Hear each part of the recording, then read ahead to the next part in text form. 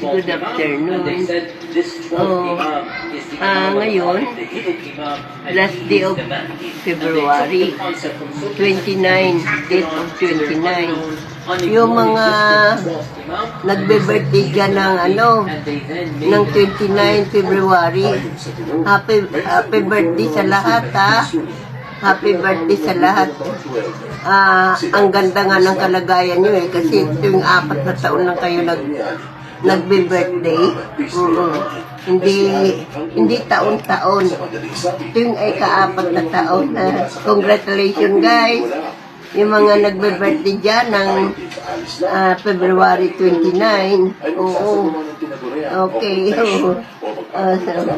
Congratulations sa inyo. Happy birthday to all.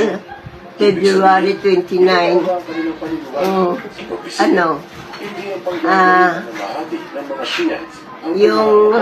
Yung iba naman, masaya silang nag-celebrate ng birthday nila kasi yung ika-4 na taon nga lang Ibig sabihin, ay matipid sila sa paghahanda. Kasi kung taon-taon maghahanda sila, biruin mo 4 na taon bago dumating ulit ng birthday nila. Kasi yung ika-4 na taon lang naman dumadating yung 29 na date ng February.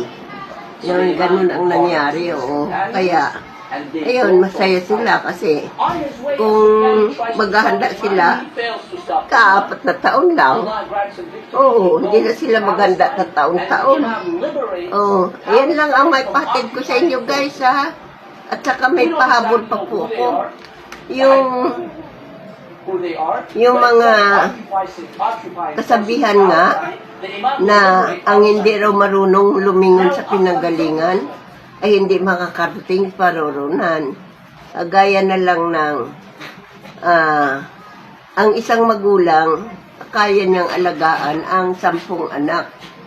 Pero ang isang anak hindi niya kayang alagaan ang isang magulang. Sana naman po maawa sila sa nanay nila at saka sa tatay nila, yung mga anak-anak, no? Huwag naman nila ibigay sa old age pag matanda na ito. Alagaan na lang nila, kunting panahon na lang naman ang ilalagay niyan sa mundo. Kaya, tiyagaan na lang nila. Yun nga ang kasabihan na kung hindi marunong lumingon sa pinanggalingan, ay hindi makakarating sa pararonan. Yan lang, guys. Yan lang may hatid ko sa inyo, ha. Maraming salamat. At God bless you. Happy Friday weekend. Salamat, guys.